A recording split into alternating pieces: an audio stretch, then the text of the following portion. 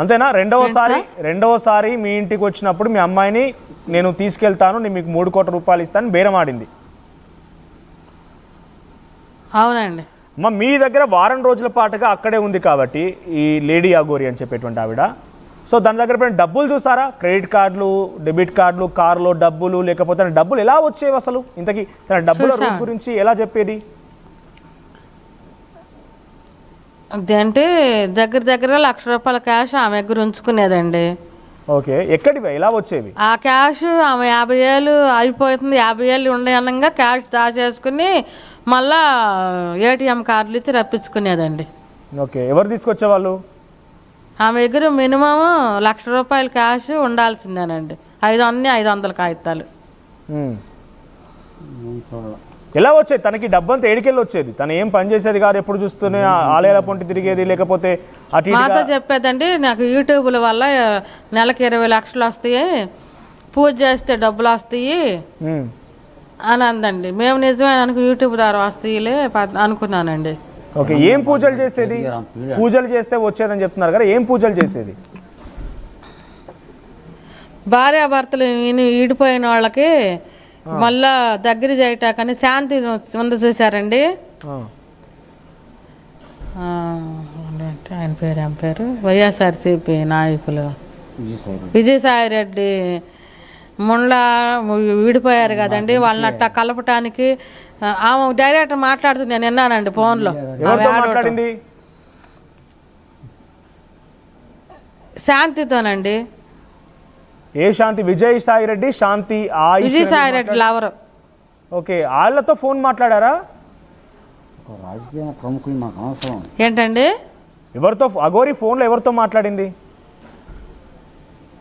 శాంతి మాట్లాడతాము వినిపించిందండి. ఆమె ఏడుస్తా, నా లైఫ్ అయిపోయింది, నువ్వు పట్టించుకోవా, నా పిల్లల్ని కాకుండా చేస్తున్నారు, మా ఆయన కాకుండా చేస్తున్నారు, మా ఇద్దరిని కలిపితే ఎంత అని డీల్ మాట్లాడుకుంటామో ఫోన్లో వినిపించిందండి. మాకు వీడియో అంటే మాటలు స్పీకర్ ఆన్ చేసి వినిపించిందండి. వర్షిని ఎవరు అఘోరి వినిపించిందా మీకు? అఘోరి వినిపించిందండి. అవతల వైపు వాళ్ళు పూజ చేయమంటున్నారు, నాకు డబ్బులు అవతల వైపు వాళ్ళు పూజ చేయమంటున్నారు. మా భార్యాభర్తలు కలుసుకునేటట్టు, మా కుటుంబం మాకు దగ్గర అయ్యేటట్టు చేయమందండి. ఓకే, డబ్బులు మాట్లాడుకున్నారా? పూజకి ఇంత డబ్బులు ఇస్తామని, ఎటువంటి పూజ అని? డబ్బులకు మాట్లాడుకున్నాం. ఎంత డబ్బులు అనుకున్నారు? అంటే ఒక పూజ చేస్తే అఘోరి ఎంత డబ్బులు తీసుకుంటుంది? 10 లక్షలు, మినిమం 5 లక్షలు లేదే చేయదంటండి. 5 లక్షలా? అవునండి. ఏం పూజ? తను చేసే పూజలు ఏంటి? అంటే ఎటువంటి పూజలు చేస్తుంది? మంత్ర శుద్ధ శక్తులు ఉంటాయా, లేకపోతే సామాన్యటువంటి దైవాధీనంలో ఉన్నటువంటి పూజలా? ఎటువంటి పూజలు తను చేసేది? అదే ఇక మిమ్మల్ని కలుపుతాను, మీరు ఎప్పటికి ఇడిపారు, బాధ్యత నాది, ముందర క్యాష్ పెడితే చేస్తా అన్న.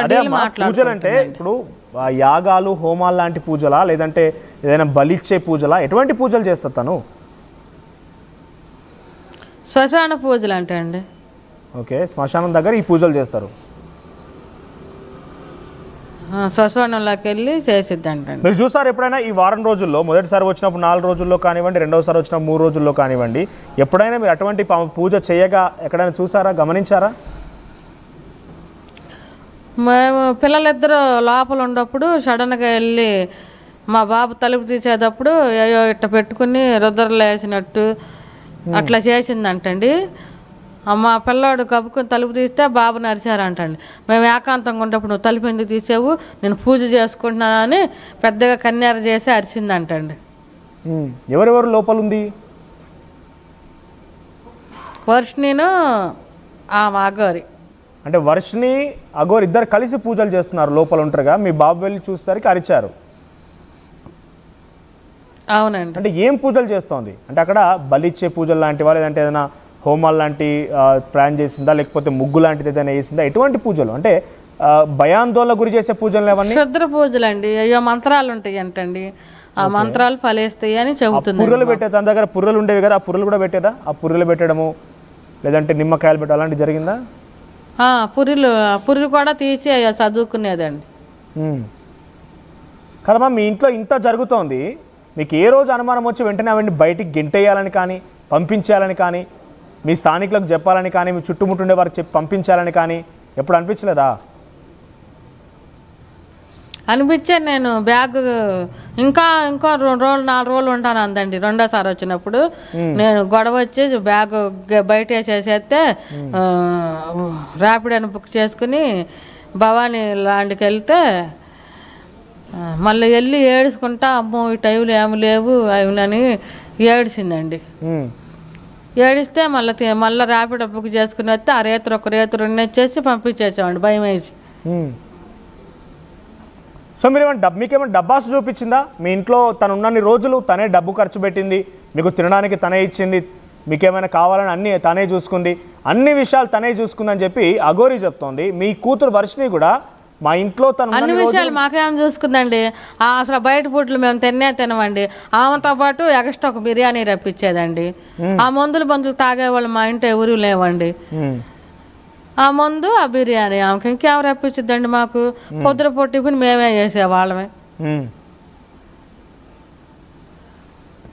సో ఇక్కడ ఇంకొక విషయం కూడా, వర్షిని మీ సొంత కూతురు కాదు అనేది కూడా ఒక మాట వినబడుతోంది. మీ సొంత కూతురు కాదా వర్షిని? అమ్మ సర్టిఫికెట్లు అన్నీ ఉండేయండి.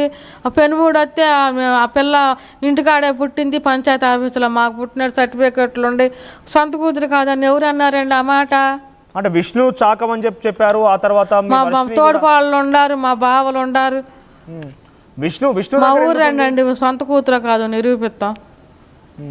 ఏంటండి విష్ణు దగ్గర ఎందుకు ఉంచాల్సి వచ్చిందనని, విష్ణు ఎందుకు చాకాడు మరి అంతని? విష్ణు అంటే ఇలానే కారం మిల్లులో పనిచేసేవాళ్ళండి. పనిచేసిన సడన్గా ఈ పిల్ల 7th క్లాస్ చదువుకున్న టైంలో ఉద్యోగం పోయిందండి. పోతే అప్పుడు మా కుటుంబం గడవటం కష్టంగా ఉండే టైంలో పాపని విష్ణు దగ్గర కొట్లో పెట్టామండి.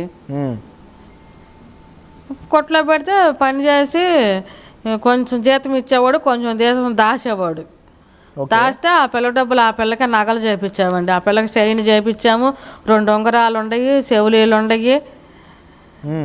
ఆ పిల్ల డబ్బులు మేము తల్లిదండ్రులుగా మేము వాడుకోకూడదు. ఈ టైంలో ఆ పిల్ల చేస్తాము పని చేయటం, మనం తినటం బాగోదని మేమే కన్నీళ్ళు పెట్టుకుని ఆ పిల్ల శాలరీ ఆ పిల్లకే ఉంచాలన్న ఇదితో ఆ పిల్లకి నగలు చేయించామండి.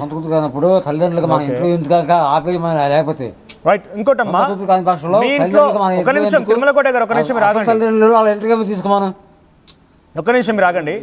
అమ్మా స్వరూప గారు, సో అఘోరి మీ ఇంట్లో ఉన్న సమయంలో ఎలా బిహేవ్ చేసేది? చెప్పండి. తను రోజు కూడా పూజలు చేసేది, ఎప్పుడు చూసినా కూడా శివనామ స్తోత్రం పఠిస్తూ ఉండేది, తను ఒక ట్రాన్స్లో ఉండేది అని చెప్తోంది. సో మీ ఇంట్లో ఉన్నప్పుడు ఏం తినేది, ఎలా ఉండేది ఒకసారి చెప్పండి.